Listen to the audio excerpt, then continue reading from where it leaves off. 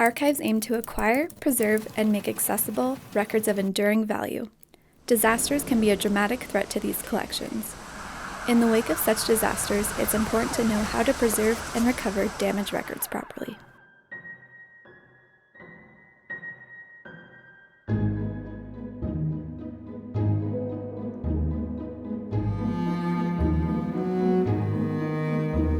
During a disaster, you may need to pack wet records to move them out of harm's way. Here are a few tips on packing wet records. Before beginning this process, ensure that it is safe to enter the facility and know the nature of the water that is in the facility. Is the water clean or is it contaminated?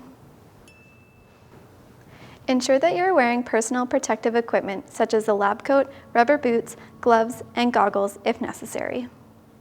If possible, keep paper records in their original boxes and folders. If the boxes are wet, move them to clean, dry boxes.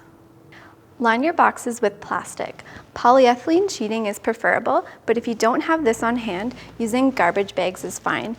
Lining the boxes prevents the records from sticking to the sides of the boxes and prevents the boxes from becoming weak and damp.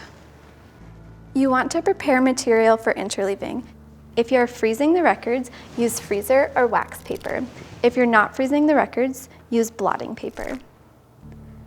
Handle wet records by the file folder. You do not want to remove items from the file folders, as handling individual items may damage the items.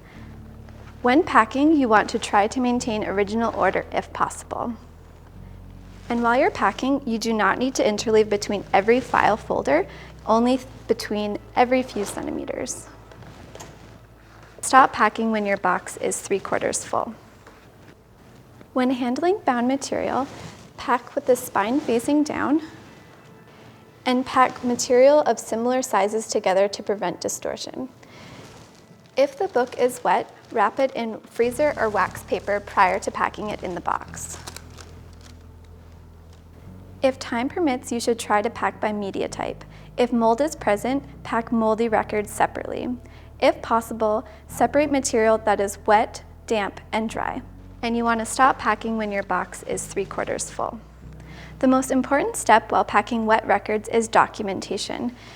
You want to take your box and a waterproof marker or pen and number the box.